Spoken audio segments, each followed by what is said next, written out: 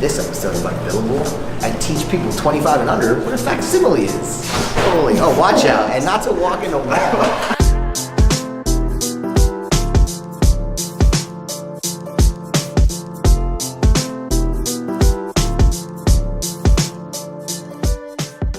We're back on the Cal State San Bernardino Palm Desert campus where I teach a class that's going to kick up next month. We have filmed episode 45 here, Lawyer by Day, Professor by Night. Be sure to check that out right there. And we hope you enjoy this episode 78 of Unbillable.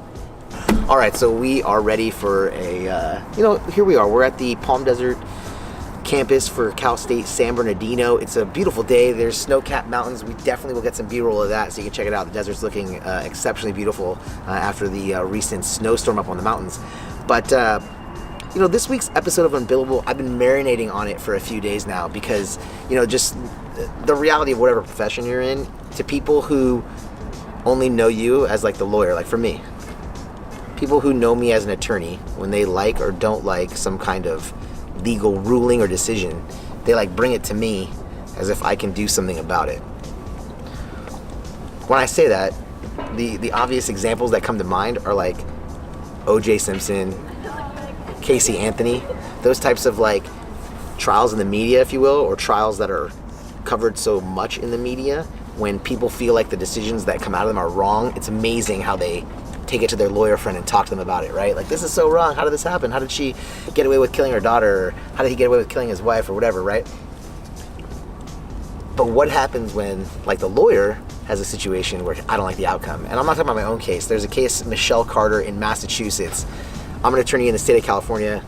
I'm a nobody in the state of Massachusetts. I don't even think I've been to the state of Massachusetts.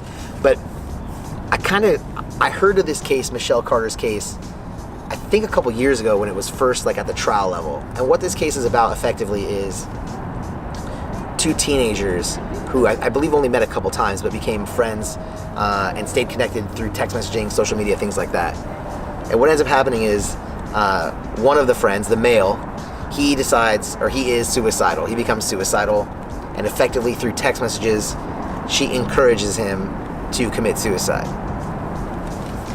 After he, I guess you say, successfully commits suicide, when his body is found, and he did this through asphyxiation, right? He put a tube from his exhaust pipe into the cabin of his truck, and then over the course of time, it filled with carbon monoxide, putting him to sleep and eventually terminating his life. So at some point when the police find the body, they locate his cell phone, and I don't know if it's the only text messages, but most importantly, there's a series of text messages between the now deceased and his friend. And those text messages, to you and me, I'm not gonna lie, they're quite offensive. You have a person who's suicidal discussing the fact that they're suicidal, discussing means and methods upon which to commit suicide with their friend. Now, the friend, I think you or me would assume, is going to try to talk them out of this course of action, talk them out of the suicide, tell them reasons why they should stay alive.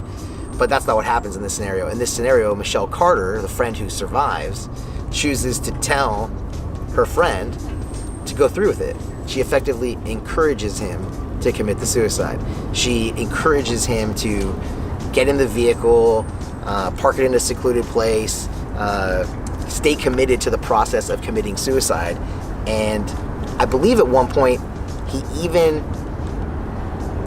out of fear, text messages her saying that he's gotten out of the truck, and she encourages him to get back in the vehicle. She never calls anybody else. She never reaches out for help. She just encourages him to be successful in the suicide. Now, her case goes through the legal system. She's arrested, and I believe the charge was involuntary manslaughter. Involuntary manslaughter, without getting into like a specific legal definition, is basically reckless conduct causing someone else's death. Like, I would say probably the most common way you hear about involuntary manslaughter is car accidents, where you may have been doing something reckless with your vehicle, you hit another car and somebody in that car dies, or you're doing something reckless with your vehicle and you hit a pedestrian and they die.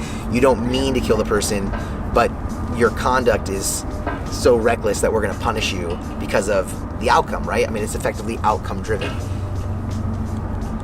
I guess in this scenario, the reason why I wanted to talk about this on Unbillable with everybody here, and you can see this is a little bit more of a serious topic.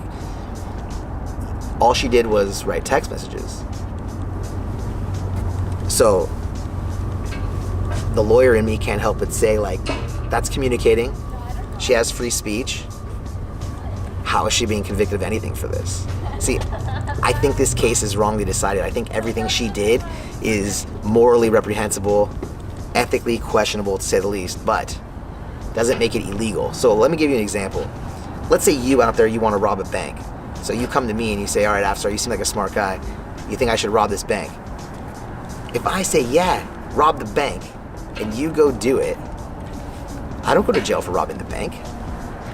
Effectively, to me, that's analogous to what happened with Michelle Carter. Gentleman reaches out to her saying, I want to commit suicide, and rather than talk him out of it, maybe the morally correct thing to do, she encourages it, and now she's convicted for it. She's convicted for sending text messages. See, the court says she's not being convicted for her words. She's being convicted for the words causing his death, but I don't believe her words caused his death. I believe it's the carbon monoxide coming into the vehicle that causes his death, and who put the hose from the exhaust pipe to the car. He did that. She didn't do any of that. All she did was send text messages. So I guess on the one hand, all my unbillies out there, just realize that when you send a text message, you're going to be held responsible for the content of it, right? A lot of us don't think of it as talking, but in many ways it's written communication. So be careful what you put out there. It's going to stay there forever.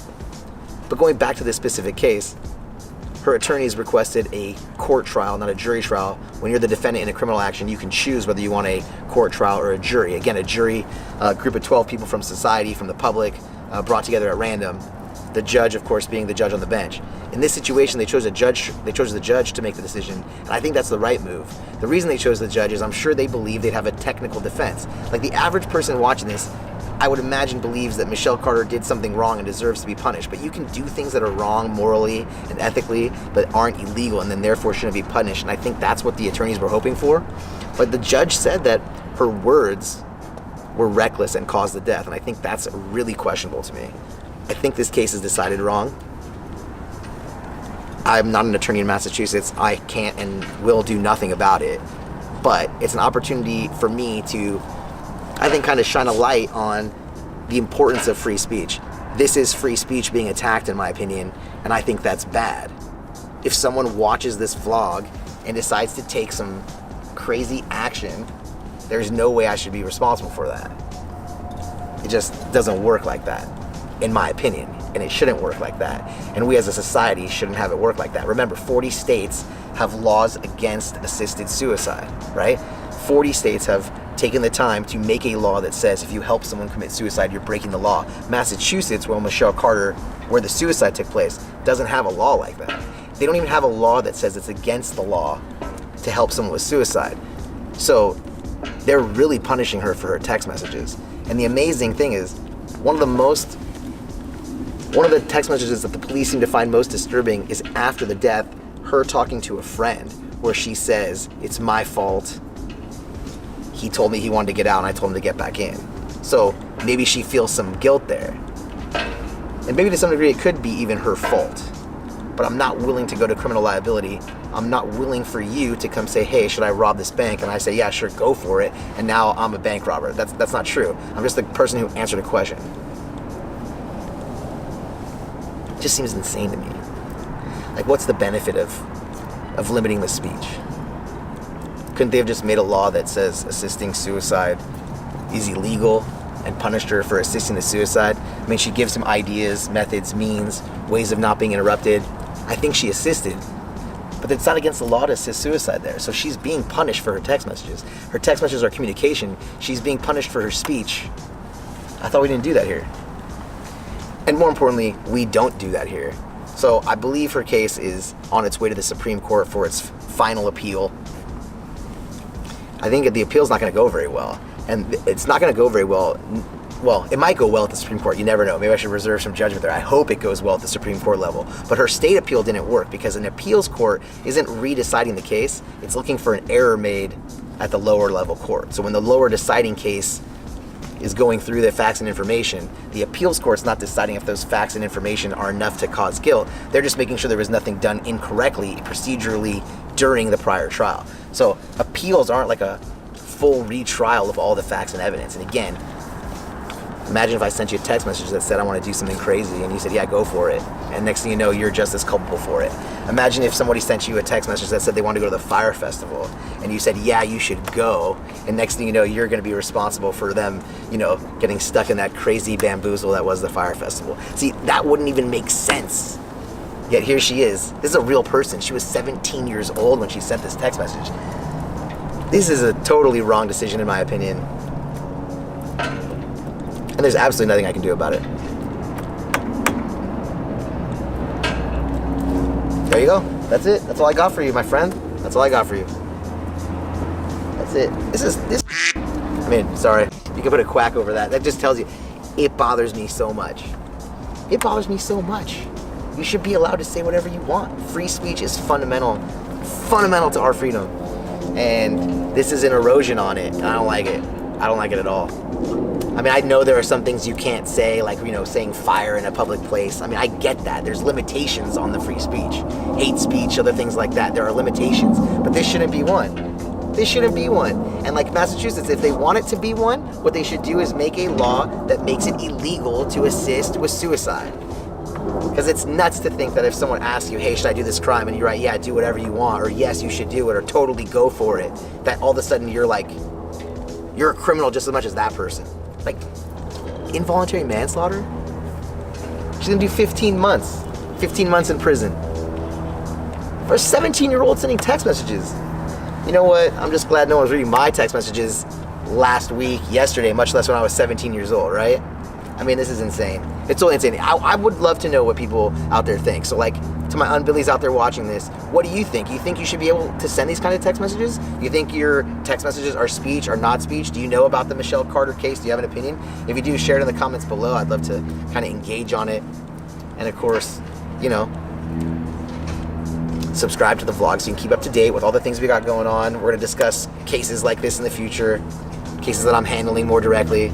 And of course, here we are, Cal State San Marino, with the classes coming up in April. So I'm sure there'll be some wrinkles involving the class and things like that. So yeah, with that, you'll see us, we'll see you on the next episode of Unbillable.